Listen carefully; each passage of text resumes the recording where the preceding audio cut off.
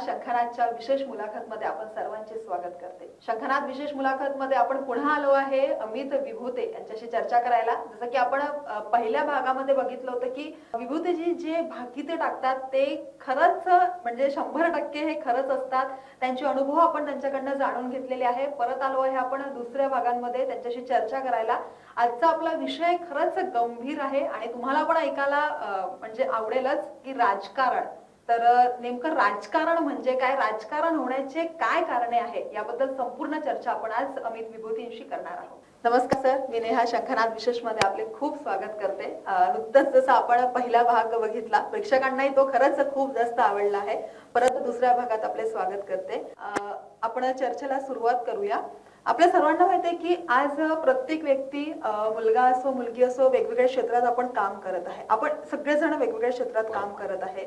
आपण वेगवेगळ्या लोकांशी बोलतो. कॉलेज असो, शाळा असो की कुटुंब असो, राजकारण हा शब्द मात्र सध्या चर्चेत आहे. म्हणजे एक 10 वर्षाचा मुलगा पण म्हणतो की हा मेरे साथ राजकारण हो रहा है.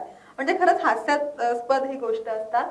तर मग ते राजकारण कुटुंबातलं असो, राजकारण ऑफिस मधलं असो, राजकारण शाळेतलं असो किंवा आजूबाजूच्या परिसरातलं राजकारण असो, नेमकं राजकारण होतं काय किंवा राजकारण होण्याच्या मागे काय कारण आहे. आणि राजकारण झालं तर कुठेतरी जे सकारात्मक म्हणजे प्रणाली असतात किंवा सकारात्मक जे काम करण्याची ऊर्जा असतात लोकांमध्ये, ती कुठेतरी लोप पावत जाते. म्हणजे आपण केलेलं काम आणि आपण केलेली मेहनत त्यात कुठेतरी दुसरा व्यक्ती येऊन कुठेतरी आपण म्हणतो ना सरळ मराठी भाषेत की काड्या करतं म्हणून, म्हणजे राजकारण करतं. आपली विदर्भाची जर भाषा आपण वापरली तर म्हणजे ते सर्वसाधारण लोकांना समजायला बरं होईल. सध्या महाराष्ट्रातलं राजकारण बघितलं तर खरंच गंभीर विषय आहेच. बरोबर. राजकारणाला इंग्लिश मध्ये पॉलिटिक्स म्हणतात. बरोबर. म्हणजे पॉलिटॅक्टिक्स. कसं आहे ना की जेव्हा युद्ध होत असतं किंवा कोणती पण गोष्ट करायची असते त्यावेळेला तुमचे टॅक्टिक्स किती चांगले आहे, म्हणजे तुमची नीती किती चांगली आहे, तुम्हाला मार्ग मिळतात की नाही, तुमचे मार्ग निवडण्याची पद्धत काय आहे.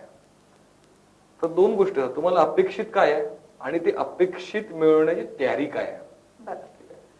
तर ऑफिस असेल, कुटुंब असेल, परिसर असेल, शाळा असेल, प्रत्येकाला स्वतःची एक जागा नक्की करायची असते आणि ती जागा नक्की झाली असते की त्याला स्वतःचे काहीतरी उद्देश असतात. एक तर पैसा असेल, नाही तर पॉवर असेल, नाही तर सन्मानाची जागा असेल, नाही तर ऑथेंटिकेशन असेल, अधिकार असतील. खूप लोकांना पैशात इंटरेस्ट नसतो. आता मोठे मोठे पॉलिटिशियन्स आहेत, ते इतक्या मोठ्या पदावर आहे की त्यांना आता पैशाची गरज नाही आहे, पण फक्त माझ्या पुढे लवाजमा राहायला पाहिजे माझी. आता त्यांना ती जी त्यांनी लोकांच्या नजरेत जागा बनवून ठेवली आहे ती टिकून ठेवायची. त्याच्यामुळे घर असेल तर घरामधली आपली जागा काय आहे. त्याच्यामुळे एक तर कुटुंब छोटे व्हायला लागले. त्याच्यामुळे तुम्हाला समजवणारे लोक फार कमी आहे आणि परिस्थिती तुमच्या समोर काही खूप बदलता नाहीये कारण लोकच कमी आहे. त्याच्यामुळे घरी घडलेली घटना असेल आणि त्याच्या अनुषंगाने समजवणारे जर लोक असतील तर ते काय समजवतात आहे, तुमची जागा काय निश्चित आहे हे तुम्हाला माहित नाही. एखादं तुम्हाला सांगतंय की ही गोष्ट तुझ्यासाठी नीट नाहीये, तू करू नको, तू या फील्ड मध्ये नको जाऊ, तू या फील्ड मध्ये जा. जरी तुझ्या वडिलांचा हा व्यवसाय असेल तरी तू तो कर. आणि वडिलांचा दृष्टिकोन असतो की नाही हे मी एवढं मोठं उभं केलंय ते तू चालवलं पाहिजे. ठीक आहे, व्यक्ती स्वातंत्र्य आहे, सगळं मान्य आहे. म्हणून काही वडील राजकारण करतायत का? नाही. पण मी जेव्हा ऍज अ ज्योतिष म्हणून मी जेव्हा बघतो आणि माझ्याकडे जे लोक येतात की त्यामुळे आमच्यावर फोर्स केला जातो. ठीक आहे, काही लोक राजकारण करतात आमच्या कुटुंबामध्ये, आमच्या घरामध्ये. बेसिकली ते राजकारण नसतंच. ठीक आहे, पण तरी जर ते राजकारण वाटत आहे तर कुठेतरी आपण पण आपल्यातही कमतरता आहे. ठीक आहे, हे कुठेतरी समजून घेतलं पाहिजे कारण आपल्याला जजमेंटच आलं नाही. ठीक आहे, की मला जे पाहिजे आहे ते मला निश्चित करता आलं नाही आणि जेव्हा गोष्टी हातात नाही गेल्या तेव्हा मला लक्षात आलं की या गोष्टीच्या मागे मी इतका वेळ दिला पण मला जे पाहिजे होतं ते मिळालं नाही. कारण आधी ते करत असताना तुमचा नेमकं काय पाहिजे त्यामुळे तुमची तयारी नव्हती. मग वैश्विक स्तरावर असेल किंवा ते शालेय स्थितीमध्ये असेल किंवा तुमच्या कार्यालयीन स्थितीमध्ये असेल, म्हणजे तुमच्या ऑफिसमध्ये असेल, कुठे पण असेल, जर तुम्हाला यशस्वी होता आलं नाही आणि जर तुम्हाला मागे टाकून कोणी जर पुढे गेला तर आपण म्हणतो इसने मेरे साथ पॉलिटिक्स केला. It is not the politics. राजकारण हे ऑफिस किंवा शाळेत होऊ शकत नाही. ते सत्ता केंद्र जिकडे असतात तिकडेच होतं कारण तिथे राज्य करायचं आहे. ठीक आहे, आणि त्या राज्य करण्यातून काहीतरी मिळवायचं आहे आणि जे आतमध्ये चालत असतं शाळेत, कुटुंबामध्ये किंवा ऑफिसमध्ये, ती स्पर्धा आहे. त्याच्यामुळे आता असं झालं नाही की राजकारणाचा पगडा वैश्विक स्तरापासून अगदी कुटुंबापर्यंत, साधारण कुटुंबापर्यंत असं झालंय की जिकडे ते राजकारणच आहे. म्हणजे एकमेकाला संपवणं किंवा एकमेकांचं नुकसान होणं, पण ते कोणीतरी केलंय हे भासवून ते राजकारण झालंय अशी भूमिका प्रत्येक क्षेत्रात उमटायला लागली आहे. आणि मग त्याच्यामध्ये ज्योतिषीय दृष्टिकोन हा येतो की मग ते का झालंय. प्रत्येक व्यक्तीमध्ये हा फरक काय, का मेहनत तर पुढे जाणारा पण करत असतो आणि मेहनत तर मागे पडणारा पण करत असतो. म्हणजे अगदी उदाहरण घेतलं तर खडसे साहेबांनी पक्षाला इतके वर्ष दिले, बरोबर, आणि फडणवीस साहेबांनी, देवेंद्रजींनी पक्षासाठी सामान्यता पाहिलं तर त्यांच्यापेक्षा कमी वेळ गेला. पण यशापयश काय वेळ देण्यातनं निश्चित करायचं असतं का. तुम्ही किती उन्हाळे पाहिले हे महत्वाचं नाही, पण किती उन्हाळ्यात तपले आणि किती पावसाळ्यात ओले झाले हा फार महत्वाचा आहे. मग राजकारणाला अपेक्षित काय आहे ह्याचा जर तुम्हाला अंदाज नसेल तर तुम्ही आंतरराष्ट्रीय राजकारणात राहा किंवा शालेय राजकारणात राहा किंवा कौटुंबिक राजकारणात राहा किंवा कार्यरत राजकारणात राहा, ते काय तिथे तुम्हाला अपयश येणारच आहे जर तुम्हाला त्याचा अंदाज नसेल तर. त्याच्यामुळे जे तुम्ही म्हणताय की कुटुंबामध्ये, शाळांमध्ये, ऑफिसमध्ये, क्लासेसमध्ये किंवा राजकीय वर्तुळामध्ये हे जे काही राजकारण होतं, राजकारण म्हणजे नेमकं काय आहे तर मला सत्ता पाहिजे, मला अधिकार पाहिजे. त्याच्यामध्ये पैसा हा नंतरचा विषय आहे. पण आता प्रॉब्लेम काय झालाय की स्पर्धात्मकता एवढी जास्त वाढली आहे की पैसा कमवण्यासाठी राजकारण केलं पाहिजे, आणि राजकारण केलं तर मला पैसा कमवता येणार आहे. म्हणजे राजकारणात दोन गोष्टी चालतात, एक तर मसल पॉवर नाही तर मनी पॉवर. आणि ही जे सगळे बुद्धिवादी आणि इंटेलिजंट लोक आहे ना हे सगळे यांच्या भोवतीच फिरतात. त्यामुळे चांगल्या लोकांना इन्कमिंग नाही आहे. आणि म्हणून तुमचा जो प्रश्न होता राजकारण म्हणजे नेमकं काय, तर राजकारण म्हणजे ज्यांना शक्ती पाहिजे किंवा ज्यांना पैसा पाहिजे, आणि हे मला मिळण्यासाठी मला अधिकार असणाऱ्या जागेवर पोहोचायचं आहे, हा विचार म्हणजे राजकारण आहे. म्हणजे कुठेतरी आता सर्वांना माहिती आपल्याला की स्पर्धा मोठ्या प्रमाणात वाढलेली आहे. बरोबर. म्हणजे आता जसं कौटुंबिक राजकारण जर आपण उदाहरण बघितलं की पालक मुलांना म्हणते की बाबा तू 12वी नंतर ही फील्ड घे किंवा हे नको करू तू, पण त्या मुलाला त्याचं करिअर घडवायचं असते. मग हे राजकारण आहे की दबाव आहे, तुम्हाला काय वाटतं? नाही, हे राजकारण नाहीच आहे मुळात. कधी पण कुटुंबामध्ये तुम्ही जॉईंट फॅमिली म्हणा किंवा तुम्ही एक न्यूक्लियस फॅमिली म्हणा, म्हणजे एक आई वडील मुलगा मुलगी ही फॅमिली म्हणा किंवा काका काकू मामा म्हणजे काका काकू आत्या वगैरे सगळे एकत्र राहतात ते कुटुंब म्हणा, बेसिकली ते एकमेकांचा चांगल्याचाच विचार करत असतात आणि त्यांच्या चांगल्याच्या विचारात त्यांचे अनुभव पण असतात. पण प्रत्येकाला त्या स्पर्धात्मक युगामध्ये आणि परिस्थितीमध्ये पैशाच्या रूपाने कोणाला तरी मागे टाकायचं असतं, कोणाच्या तरी पुढे जायचं असतं. तर सगळ्याचं जे काही सुरू आहे ना ते सगळं पैसा मनी सेंट्रिक आहे. ठीक आहे, त्याच्यामुळे मेकॅनिकल वाला आयटी मध्ये चालला, सिव्हिल वाला पण आयटी मध्ये चालला. म्हणजे एक तर तुम्हाला हे कधीच लक्षात नाही आलं की बेटर कशामध्ये आहे.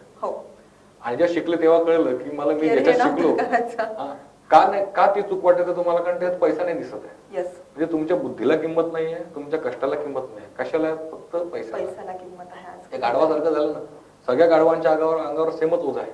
पैसे जास्त मिळतात का मग ठीक आहे, स्वतःचं कौशल्य, स्वतःचं ॲबिलिटी आज कुठेतरी म्हणजे स्वतःची ॲबिलिटी समजवण्याची सहनशक्तीच आज लोकांमध्ये नाही राहिली. पेशन्स नाही आहे त्याला. आज शिकल्यावर दुसऱ्याला इतकं पगार पॅकेज आहे ना, इतकं पगाराचं पॅकेज आहे ना, मग मला पण राहिलं पाहिजे. मग मी शिकलो काही असेल, मग मी जे शिकलो त्याच्यात नाही ना, मग मी दुसऱ्या फील्डमध्ये जाईल. ठीक आहे, मग त्याच्यामुळे काय होतं ना, हो त्या फील्डला जेव्हा प्रॉब्लेम येईल तेव्हा खूप लोक बेरोजगार होतील. मग ह्याच्यामध्ये जो राजकीय परिप्रेक्ष्य आहे तो कुठे कामात येतो, तर राजकारणाला हा बॅलन्स बनवून ठेवला पाहिजे. जे राजकीय लोक आहेत त्यांनी हे जे संतुलन आहे हेच बनवलं पाहिजे. आयटी वाढत असेल तर मॅन्युफॅक्चरिंग पण वाढायला पाहिजे, ऍग्रिकल्चर पण वाढायला पाहिजे. हा अनुपात जर बिघडला तर एक वर्ग असा होतो ज्याला 60,000, 70,000, 1 लाख, 2 लाख सॅलरी ही काही मोठी गोष्ट नाही. आणि एक वर्ग तो असा की जी सुरुवात 5,000, 6,000 पासून 50,000 पर्यंत पोहोचायला त्याला 8-9 वर्ष लागतात. मग राजकारण म्हणजे काय, तर राजकारणाचं दुसरं स्वरूप म्हणजे हेच आलंय की मला जे करायचं आहे ते मला समोरचा करू देत नाही, आणि मग मला ते राजकारण वाटायला लागतं माझ्यासोबत की यांनी माझ्यासोबत योग्य नाही केलं, याच्यामुळे मी मागे पडलो. आतापर्यंतच तुम्ही टाकलेलं महाराष्ट्रातलं काही राजकारणाचं भाकीत म्हणजे आमच्या दर्शकांना सांगू शकता का?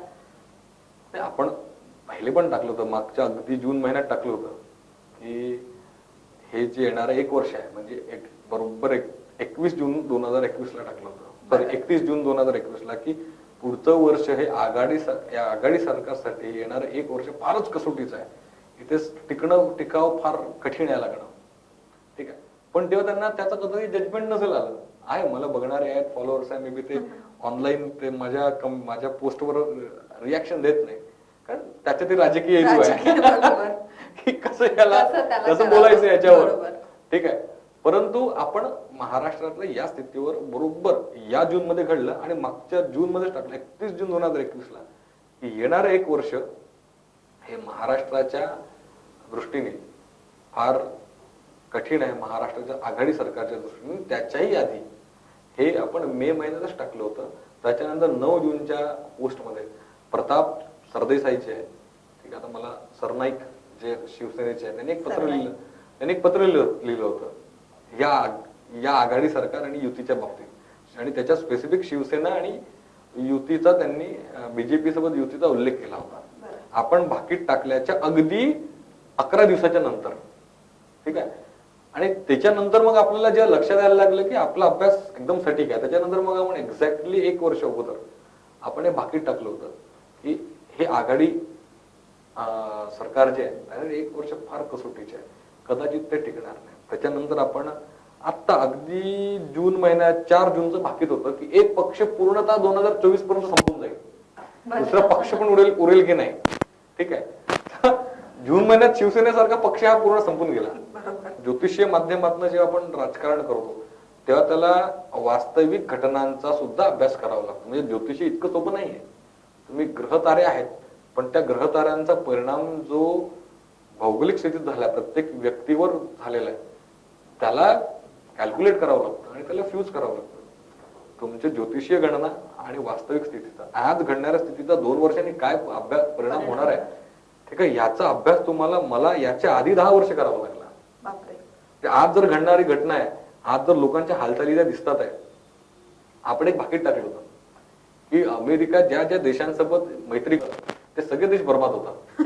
म्हणजे तालिबान पहिले अफगाणिस्तान सोबत गेला, अफगाणिस्तान बर्बाद झाला, मग पाकिस्तान बर्बाद झाला, तायवानला प्रॉब्लेम येत आहे, मग साऊथ कोरियाला प्रॉब्लेम झाला. तेव्हा लोकांनी म्हणलं अरे बरोबर नाही आम्ही तुने डाला. आता तेच म्हणत आहे की ज्याच्यासोबत अमेरिका मैत्री करतं त्याला तो बर्बाद करतोच. मग तुम्ही नॅटोच्या बाबतीत युक्रेनचा विषय बघितला असेल तर आज अमेरिकेचा जर अभ्यास केला, 3ऱ्या विश्वयुद्धाच्या थ्रेशोल्डवर आपण आहोत, म्हणजे उंबरठ्यावर आपण आहोत, आणि जानेवारीत टाकलं होतं की आपला तुम्ही पैसा सांभाळा. म्हणजे वैश्विक तुम्ही ज्या एक इकॉनॉमिकल जी फायनान्शियली स्ट्रॉंग नेशन आहे त्यांचं राजकारण जर चुकीचं झालं तर त्यांच्या अर्थनीतीवर तो परिणाम पडतो. कारण आज आपण ग्लोबलाइज झालो आहे, म्हणून ते पण ग्लोबलाइज आहे आणि we are part of that globalisation आहे ना.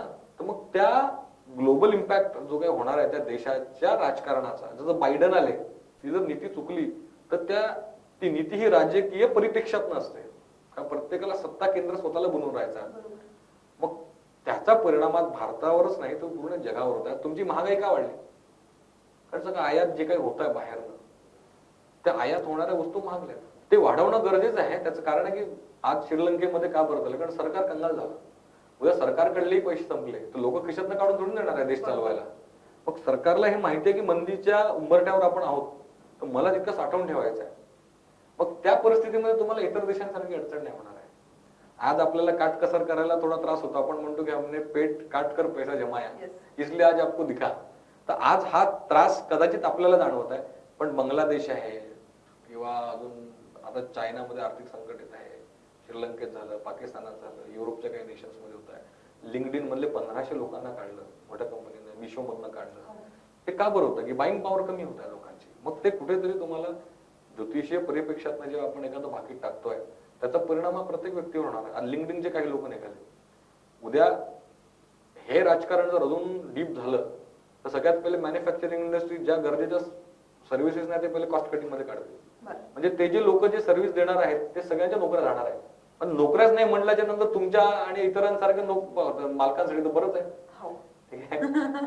म्हणजे एक एक्झाम्पल दिलं, कोणा सगळ्यांसोबत होत असं नाही, पण साधारणतः लोक याचा फायदा घेतात. मार्केट मंदी आहे, कुठे जाणार आहे माझा एम्प्लॉई? आहे कमी पगार दिला की नाही वाढवला तरी चालणार आहे. मग ज्योतिषाचा अभ्यास वैश्विक राजकारण किंवा राष्ट्रीय राजकारण किंवा प्रादेशिक राजकारण या दृष्टीने करावं लागतं आपल्याला. आता तुम्ही बघितलं असेल की ठाकरे सरकारने जे निविदा काढल्या होत्या आणि ज्या त्यांना अलर्ट झाल्या होत्या त्या खूप लोकांचं नुकसान झालं त्याच्यामध्ये. ठीक आहे, कुठे ना कुठे राजकीय घडामोडींचा परिणाम त्या सगळ्या व्यवस्थेवर पडतो. ठीक आहे, बरं सरकारमध्ये एकदा पैसे गेले की सरकार देते वापस, पण मग वाट बघावी लागते. पण तोपर्यंत माणूस जिवंत राहायला पाहिजे ना. बरोबर. कितीतरी कॉन्ट्रॅक्टर्स आहेत आणि ज्योतिषीय दृष्टीतनं मग आपण अभ्यास करतो की व्यक्तिशः राजकारण कसं असलं पाहिजे किंवा त्याच्यासाठी राजकारण योग्य आहे की नाही, आणि आहे तर ते कसं असलं पाहिजे, त्याची जागा कुठे असली पाहिजे राजकारणात. जसं आपण आत्ताचा काळ आणि पहिलेचा काळ जर बघितला, लोकांकडे तेव्हा पैसा कमी होता पण एक आपुलकी होती. आज आपण म्हणजे लोक 50,000 1,00,000 2,00,000 जरी कमवत आहे पण कुठेतरी सॅटिस्फॅक्शन नाही आहे. लोकांकडे पहिले पैसा कमी होता, सॅटिस्फॅक्शन होतं, एक आपुलकी होती. पण तेव्हा लोकांचं असं म्हणणं आहे की आमच्या वेळेस जसं आपल्या कुटुंबातील आई वडील सांगतात, काका काकू सांगतात की तेव्हा असं नव्हतं. आमच्या वेळेस त्यांचे ते अनुभव सांगतात की तेव्हा राजकारण नव्हतं रे बाबा. म्हणजे आता तर प्रत्येक क्षेत्रात राजकारण झालेलं आहे. तर तेव्हाची परिस्थिती काय असायला पाहिजे किंवा होती असं तुम्हाला वाटतं? कसं आहे ना की परिवर्तन हा जगाचा नियम आहे आणि होत राहणार आहे. राजकारणाआधी नव्हतं का आपण ऐकलंय की सख्या भावाने सख्या भावाचा मर्डर केला राजकारणासाठी. एकेका राजाला 8 मुलं होतं. राजकारण तेव्हा पण होतं, पण साधारण माणसाच्या आयुष्यावर त्याचा परिणाम होता, कारण त्याच्या बाउंड्रीज ह्या लिमिटेड होत्या आणि प्रत्येक गोष्टी लोकांपर्यंत पोहोचत नव्हते. त्याचं कारण तेवढे माध्यम नव्हते. माणूस कोणत्याही गोष्टीचा वापर हा स्वतःच्या स्वार्थासाठी त्यांनी आधी पण केला आणि पुढे करणार, आजही करतोय. त्यासाठी किती माध्यमं ओपन केली पाहिजे. आज मी साखर खाल्लीच नाही तर ती गोड आहे की नाही मला कळणार नाही, पण राजकारणात जाण्याचा साधारण टाइप त्वरित कोई पहचान के वो मेरा टेंडर निकाल के देगा क्या, हमें 2% कमिशन दूंगा. ठीक आहे, मग कमिशनचे बिझनेस, मग जमिनी विकण्यापासून मी छोटं काम करायला तर मेरे को क्या मिलेगा. म्हणजे एखाद्या मित्राचं एखाद्या परिचिताचं काम मला निरपेक्ष भावनेने करायचं ही भूमिका कुठेतरी संपायला लागली. मी काही केलं तरी मला पैसे मिळणारच आहे. मग आता युट्यूबवर मी समजा माझे 1,00,000 2,00,000 सबस्क्रायबर झाले तर मला पैसे मिळणार आहे, मला माहिती आहे. आज पिढ्या या फक्त युट्यूबवर आहेत, त्यांचं जग हे फक्त मोबाईल पुरतं सीमित राहिलेलं आहे. आधीच्या काळामध्ये तुमचे साधनं कमी होते, त्याच्यामुळे माणसांची गरज पडायची. मी वेळ कोणासोबत घालू, आहे ना आमचे मामा आहे घरी, काका आहे, अरे पारावर ते दमले आहे चला, हा मग आलो मी 8 7 8 वाजता की माझं जेवण व्हायचं. जेवणानंतर काय तर एकदम झोपत नव्हतं म्हणून 9 9:30 कडे झोपायचं. मग तितक्या वेळ त्याला लोक लागायची. मग त्याचं मनाचं मनोरंजन करण्यासाठी, त्याला तो आनंद घेण्यासाठी माणसाशिवाय पर्याय नव्हता. आता काय झालं आधुनिकतेने हे सगळे पर्याय उपलब्ध करून दिले आहे. मोबाईल असेल, तुमच्या न्यूज असेल, आहे की नाही. आणि कुठेतरी तुम्हाला जर मोठं व्हायचं असेल तर राजकीय असलं पाहिजे किंवा एखादा ऑफिसरचा वर्ध असलं पाहिजे किंवा सिनियरचा वर्ध असलं पाहिजे. आणि आपण साधारण म्हणतो अरे तेरा सिनियर त्याचं खुश नाही होगा इसलिए तेरा प्रमोशन नाही होगा. हे नाही म्हणत की त्यांना काम सही नाही होणार. तो म्हणतो, कोणीच म्हणत नाही की माझं काम खराब आहे. ठीक आहे, तर एक म्हणण्याचं तात्पर्य असं आहे की हे जे समजवणारे लोक होते, हा जो संवाद होता, एकमेकांशी बोलून जो आनंद मिळायचा, लहान गोष्टीवर सेलिब्रेशन व्हायचे, लोक छोट्या छोट्या गोष्टीवर कौतुक करायचे. साधा एक पेन जरी जिंकलं रनिंग मध्ये म्हणजे रनरअप म्हणून ते आई वडील कौतुक करायचे. तुमचं कौतुक करणारे लोक तुमच्याकडे बराच वेळ फक्त मोबाईलवर आहे. पैसा पैसा पैसा, कैसा पैसा बढाओगे, कैसा पैसा कमाओगे, आहे की नाही. मग आज काय झालं आहे की पैसा आणि ताकद या 2 गोष्टी भोवती पूर्ण जीवन राहिलेलं आहे. अरे नेता तुमचा डाऊन झाला की कार्यकर्त्याला की दुसरा माणूस, तुमचा एक नातेवाईकाची प्रश्न झाले की तो मला आता कोरोनामध्ये बघा तो मदत मागेल म्हणून लोकांनी फोनच बंद करून ठेवले. लोक घाबरायचे की मला मदत करायला जावं लागणार.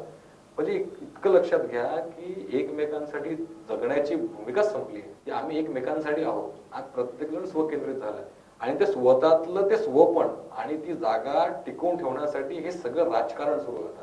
आणि जिकडे दुसऱ्याचा विचार आहे ते समाजकारण आहे.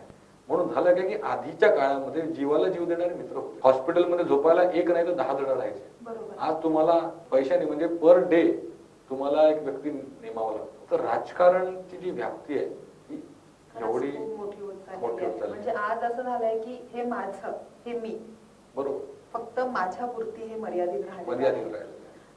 पुढल्या काळात जर असं सुरू असलं, मग ते महाराष्ट्राचं राजकारण असो की कौटुंबिक राजकारण असो की मग कार्यालयीन राजकारण असो, तर काय परिणाम हे लोकांवर होणार आहे असं तुम्हाला वाटतं? नाही, आता बघा, आपण जर भाकीचं टाकलेच आहे की आपण टाकतच असतो की वैश्विक राजकारण, राष्ट्रीय राजकारण, प्रादेशिक राजकारण, या सगळ्याचा परिणाम जो होणार आहे तो परिणाम म्हणजे खूप चांगला नाही होणार. आपण इव्हन टाकलेलं होतं की जगभरामध्ये सिव्हिल वॉर होणार, म्हणजे गृहयुद्ध होणार. आणि मागच्याच 19 मध्ये टाकलं होतं की 2021च्या एंड पासून गृहयुद्ध व्हायला सुरुवात होणार. आणि बरोबर 2000 म्हणजे अगदी व्हाईट हाऊसवर लोक चालून गेले होते, म्हणजे बंकर मध्ये लपावं लागलं होतं प्रेसिडेंटला. ठीक आहे. आणि त्यांना मग आता युरोपमध्ये सुरू झाले आहे, मग तिथे तुमचं श्रीलंकेत झालंय, पाकिस्तानमध्ये झालंय, आणि वेगवेगळ्या देशांमध्ये आता गृहयुद्ध व्हायला लागलं बिकॉज ऑफ महागाई वाढत आहे आणि सगळ्या गोष्टी वाढत आहेत. तर राजकारणाचा परिणाम येणाऱ्या परिस्थितीमध्ये राजकीय नेत्यांचं समतोल, म्हणजे मला विकास करायचा म्हणजे काय सगळे कर्ज घेऊन घेऊन लोकांवर आर्थिक ताण वाढून वाढून करायचा आहे का?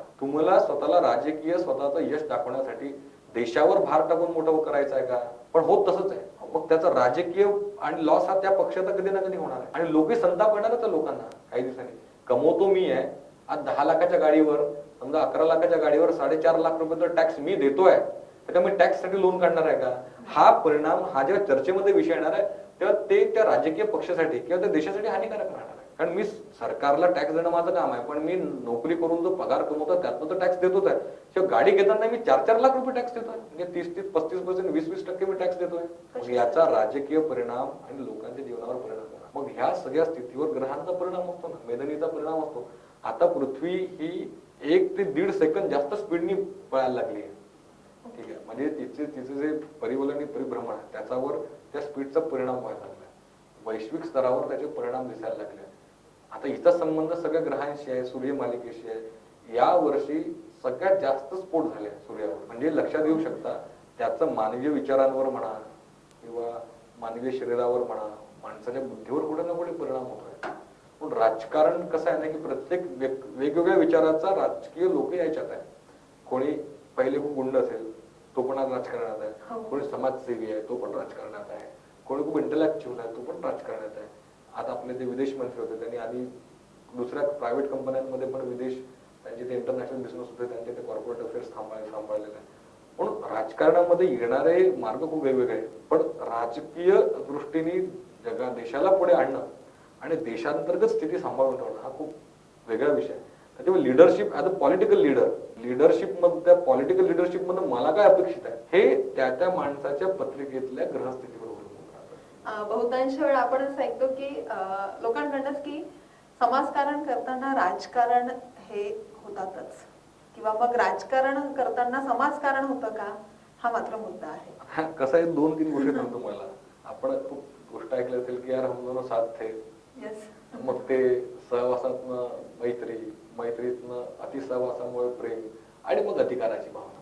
आता तुम्हाला मिळालाच का नाही, मला मिळालीच का नाही. कसं होतं की समाजकारण करता करता माणसाला प्रतिष्ठा मिळते, तोच माणूस दुसऱ्या माणसाला मिळतो. इसको याला प्रतिष्ठा मिळाली आणि त्या प्रतिष्ठेतनं याला राजकीय ताकद मिळाली आणि त्याच्यामुळे याचे काम इझिली करू शकतो. मग ती ताकद मला का नाही? सहवास आहे ना. असे जे लोक आहेत ज्यांना सामाजिक भूमिकेतनं यश मिळालं आणि ते समाजात खूप मोठ्या ठिकाणावर गेले आहेत, त्याच्यामुळे त्यांना ते सत्ता केंद्र पण झाले आणि त्यातनं त्यांना स्वतःचे कार्य पण करता येतात आणि स्वतःचं अस्तित्व पण निर्माण करता येतात आणि मग ते पॉवर गेम बनून जातो. मला जे पाहिजे ते मला करता येतं. आणि साधारण समाज कार्य करणाऱ्या व्यक्तीला राजकीय संस्थेकडनं म्हणा किंवा राष्ट्रीय संस्थांकडनं सहज काही मिळत नाही. त्याला स्ट्रगल करावं, 10 अप्लिकेशन करावं लागतं फंडसाठी, याच्यासाठी, त्याच्यासाठी, शाळेसाठी, जागासाठी, जमिनीसाठी, लायसन्स. पण तुम्ही जेव्हा सत्तेत गेला तो माणूस असा सामाजिक, मग त्याची शाळा पण झाली, त्याच्या संस्थेला जागा मिळाली, पैसा मिळाला, त्याचे कामं सगळे इझिली व्हायला लागतात. मग हा जो प्रॉब्लेम आहे ते आताचे जे आता म्हणा किंवा आधीचे म्हणा की त्याच्या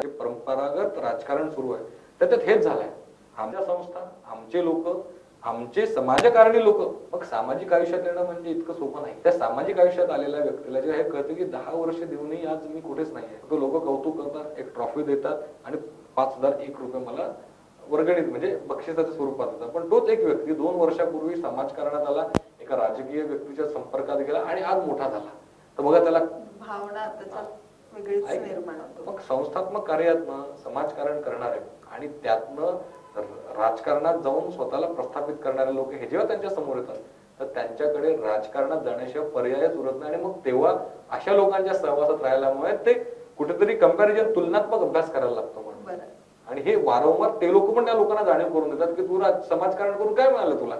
हो, मग अशा बहुतांश वेळा आपण ऐकतो. म्हणून समाजकारणात येताना माणसं आपण बरेचदा बघतो, एखादी पत्रिका आली, नाही रे बाबा तू समाजकारणातलाच व्यक्ती आहे कारण तू भावनात्मक दृष्ट्यात काय कठोर नाही किंवा तू दुसऱ्यांचे फोटो बोटो नाही बोलू शकत, तू गिल्ट फील करणार, तुझ्याकडे नुकसान झालं कारण तू आजपर्यंत भलंच केलं, हो. त्याच्यामुळे तुझ्याकडनं कोणाचं नुकसान झालं तू त्याच्या भाराखाली येऊन तू उदासीन राहशील, निराशेत चाललं जाईल. तू निराश होऊन खूप चांगलं कार्य करू शकशील का नाही. राजकारणाला नेमकं भावनिक दृष्ट्या जी कणखरता लागते ती तुझ्यात नाही आहे. मग तुझी जागा कुठे असली पाहिजे, तर मग संस्थात्मक असली पाहिजे, समित्यांमध्ये असली पाहिजे. तर तुझं राजकारण कुठपर्यंत असलं पाहिजे, समित्या संस्था इथपर्यंत तू सीमित ठेव. राजकीय व्यक्तीकडनं तुझ्या जो लीडर आहे त्याच्याकडनं फक्त एवढीच अपेक्षा. खरंच मुद्दे तर खूप आहे. कुठेतरी आपली वेळेची मर्यादा आपण लक्षात ठेवता, कारण की परत आपण तिसऱ्या भागात भेटणारच आहोत. तर राजकारणाविषयी शंखनादच्या दर्शकांना तुम्ही काय सांगू इच्छिता? राजकारणाविषयी सांगताना एकच सांगेल की आता सध्या राजकीय स्थिती फार नाजूक आहे. कोण कोणाकडे जाईल, कोणाकडे नाही जाणार याची काही शाश्वती नाहीये.